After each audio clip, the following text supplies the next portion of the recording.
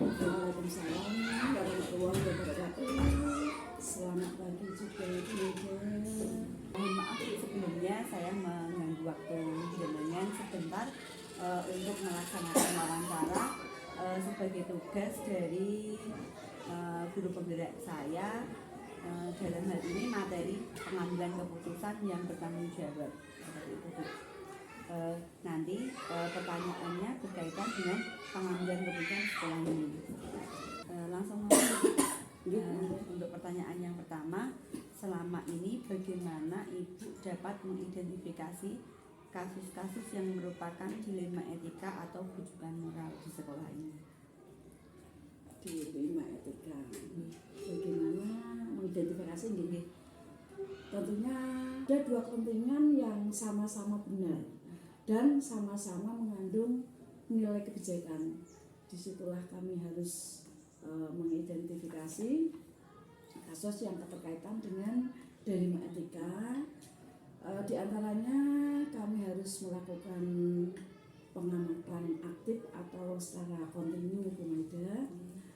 Karena apa? Di situ di dalam pengamatan yang aktif otomatis kami memperhatikan bagaimana interaksi antara guru dengan siswa, antara saya dengan penjenengan semua, teman sejawat.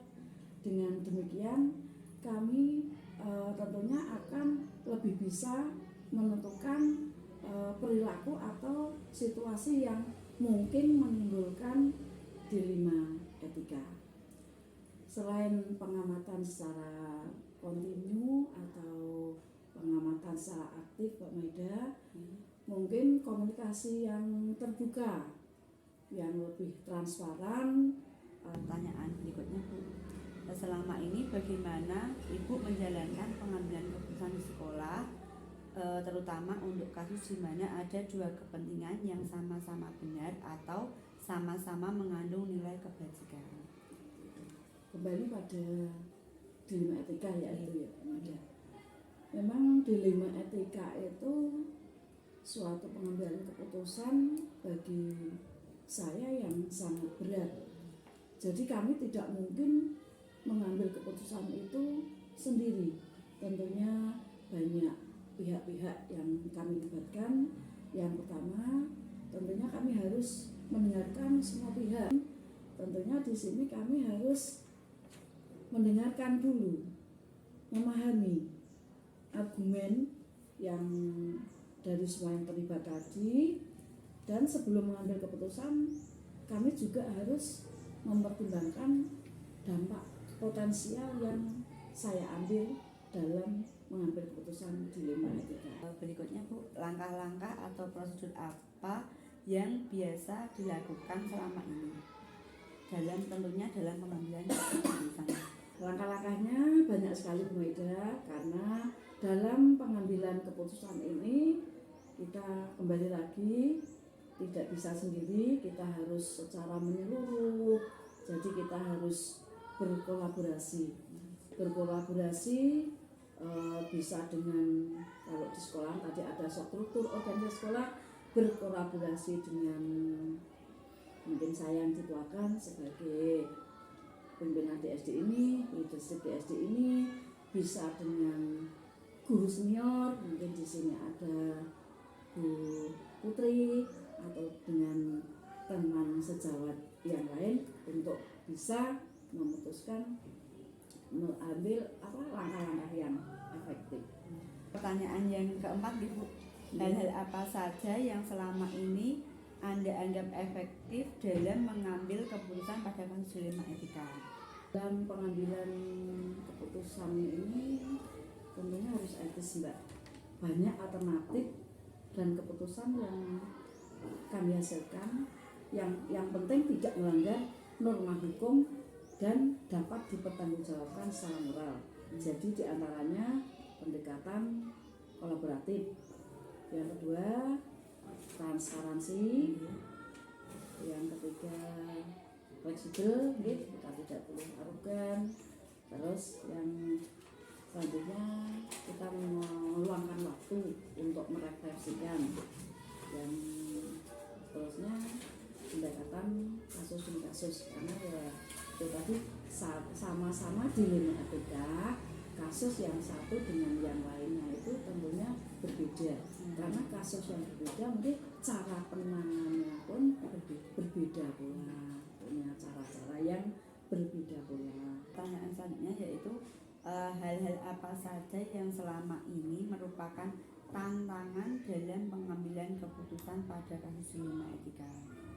Konflik kepentingan antara individu dengan komunitas misalnya. Yang kedua mungkin kami dalam pengambilan keputusan juga ada tekanan-tekanan atau dari pihak lain atau pihak luar.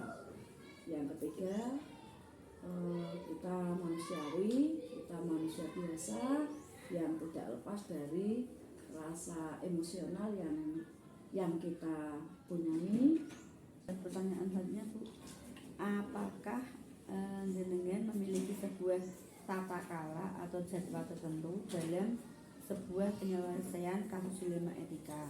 Apakah langsung menyelesaikan di tempat atau memiliki sebuah jadwal untuk menyelesaikannya? Bentuk atau prosedur seperti apa yang dijalankan di sekolah ini?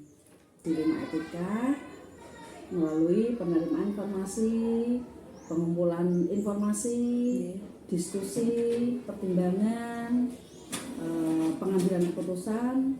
Yang setelah pengambilan keputusan tentunya keputusan yang kita ambil itu kita komunikasikan, maksudnya kita sampaikan ke semua pihak yang terlibat. Pertanyaan berikutnya, adakah seseorang atau faktor-faktor apa yang selama ini mempermudah atau membantu jenengan dalam pengambilan keputusan dalam kasus dilema etika?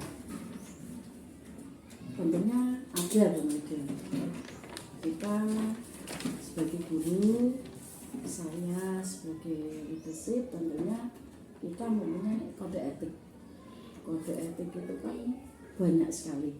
Nah, salah satu kode etik itu bisa kita pakai untuk memastikan keputusan yang diambil itu harus sejalan dengan nilai-nilai yang ada di sekolah. Karena kode etik berkaitan dengan nilai-nilai yang ada di sekolah.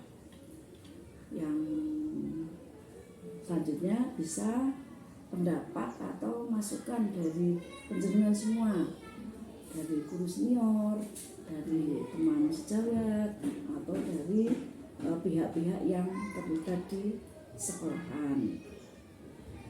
Yang selanjutnya kita bisa mengacu atau mengaca pada kasus-kasus sebelumnya, karena apa? Kasus dilema etika itu kan selalu terjadi dan selalu harus diselesaikan.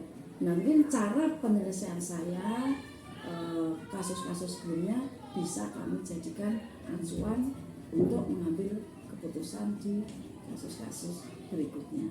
Jadi intinya adalah pengalaman sebelumnya bagaimana cara menyelesaikan itu. Yang terakhir, dari semua hal yang telah disampaikan, pembelajaran apa yang dapat jenengan petik dari pengalaman jenengan mengambil keputusan dilema etika? Kita tidak bisa sendiri, kita harus melibatkan semua pihak. Yang pentingnya adalah kita, yaitu pentingnya kita mendengar. Pentingnya kita mendengar, memahami perspektif semua pihak yang terlibat dalam situasi. Karena apa? Seringkali memungkinkan saya dalam membuat keputusan itu agar bisa tepat dan adil, berarti kami harus melibatkan atau mendengar dari semua pihak.